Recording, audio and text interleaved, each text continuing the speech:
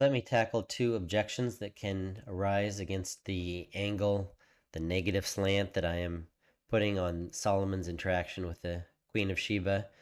First, regarding how things panned out with this interaction in particular, a lot of people either think or hope or have legendary stories, reasons to believe that more good came out of this than what we've talked about so far. The Ethiopian Orthodox Church, in particular, has a tradition. It's not part of their canon, but a traditional story that in fact Solomon and the Queen of Sheba had a child together, and that their son brought the Ark of the Covenant back to Ethiopia and was the founder of a dynasty that ruled Ethiopia for many years. So this is a foundational idea that the blessings of Israel spread to Ethiopia through this very interaction between Solomon and the Queen of Sheba.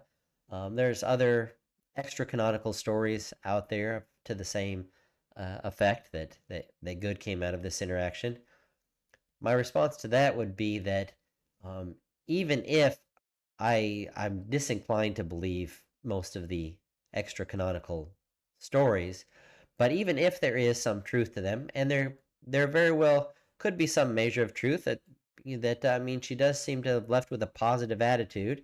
So when she went back to her land, she very well may have, in addition to talking about how great Solomon's wealth and wisdom were, she may have said, put in a few good words about the God of Israel, and maybe even continue to pray for him, and maybe even other people learn to pray to him. Some good may have come out of it. But even if so, the manner in which the biblical narrative presents something is often, if not always, with God as the divine author inspiring the human narrator, it's telling us something in the way that it's presented. And so, for example, in Genesis 14, um, when we see Melchizedek, the text doesn't explicitly say that Melchizedek has no mother or father, but the way in which he just drops into the story. I mean, Abraham was introduced with a genealogy. Noah was introduced and followed by a genealogy. Melchizedek drops into the story, and Abraham pays him a tithe of the spoils of war. But then this guy just drops in out of nowhere, as if he has no father or mother, as if he has lived forever. And we're like, who? What people does this guy belong to? He just King of Salem, Melchizedek, King of Salem, just drops into the picture. And so the manner, whether or not Melchizedek actually did have a mother or father, the way that the story presents him is just having him drop in. So likewise, even if more good came out of the Solomon and Shiva interaction than the canonical text shows us, the way in which the story is presented is intentional.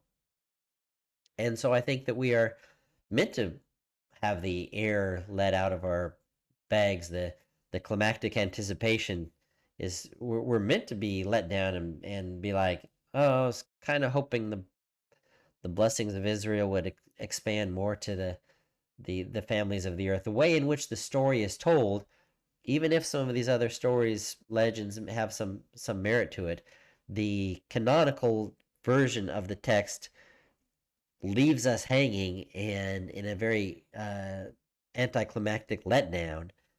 And so that I think that's what the the text wants us to feel, is that whatever else may have happened, it certainly did not measure up to the expectations that we should have been hoping for.